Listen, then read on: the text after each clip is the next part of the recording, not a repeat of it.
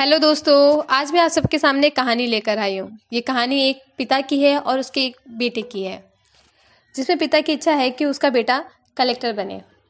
ये कहानी एक गांव की है, जहाँ विजय नाम का एक लड़का रहता था। बचपन से ही पढ़ाई में होशियार विजय अपनी मम्मी पापा की आखिरी उम्मीद था। विजय के दादा ने अपने समय में बहुत कर्जा लिया था, जिसे चुकाने में पापा की पूरी जिंदगी मजदूरी में निकल गई। उनके पास थोड़ी सी ज़मीन थी, जिससे उनका गुजारा हो रहा था।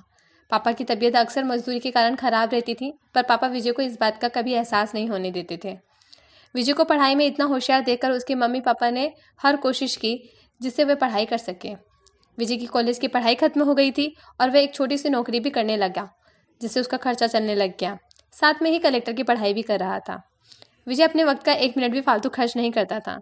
विजय ने पूरा समय अपनी पढ़ाई पर दिया और नौकरी में लगा दिया।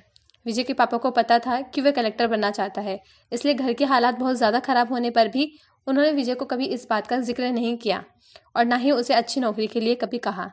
लगातार 2 साल विजय पास नहीं हो पाया।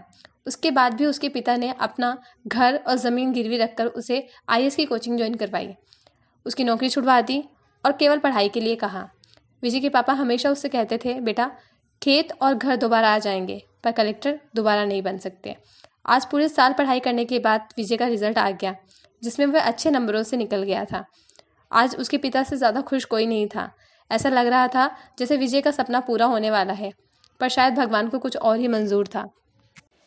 विजय का कल इंटरव्यू था और सुबह से उसके पापा की तबीयत खराब थी। विजय के पापा उसकी माँ से बार बार ये कह रहे थे कि ये बात विजय को बताना मत, और उस दिन देर रात उनकी मौत हो गई।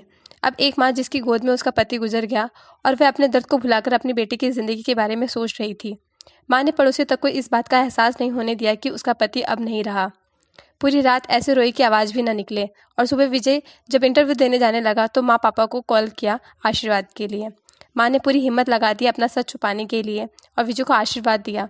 और जब विजय ने पापा से बात करने को कहा तो माँ बोली, पापा अब तुमसे बात नहीं करेंगे, वह कलेक्टर से बात करेंगे। इतनी बात करके माँ ने फ़ोन रख दिया। विजय का जब इंटरव्यू हो गया तब उसे बताया गया कि उसके पिता की हालत बहुत ख़राब है, उसको तुरंत घर जाना है। विजय को एक पल नहीं लगा अपने पिता की हालत समझने में। घर पहुंचकर पिता के पैरों में गिरकर वह जोर जोर से रोने लगा और कहने लगा, पापा उठो, देखो मैं कलेक्टर बन गया। आज उसके पापा को वह खुशी मिल गई थी जिसका उनको वर्षों से इंतजार था, पर आज वे इस दुनिया में नहीं थे। भगवान विजय के पिता की ज़िंदगी में सुख लिखना ही भूल गए थे। पहले वे अपने पिता के कर्ज में ज़िंदगी भर मजदूरी करते रहे और फिर बेटे के सपनों के लिए घर और ज़मीन गिरवी रखनी पड़ी। वे ज़िंदगी में कर्ज लेकर आए और कर्ज लेकर चले गए।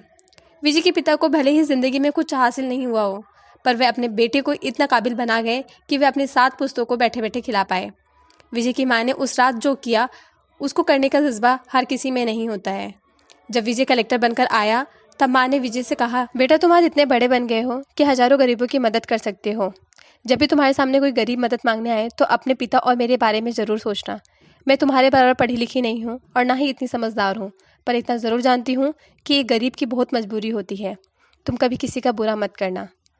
दोस्तों, इस कहानी से हमें यह शिक्षा मिलती है कि वक्त कितना भी ख़राब हो, हम उसे ज़रूर बदल सकते हैं। माँ पापा के एहसानों को हम कभी उतार नहीं सकते, पर अपने कर्मों से उनकी इच्छा ज़रूर पूरी कर सकते हैं।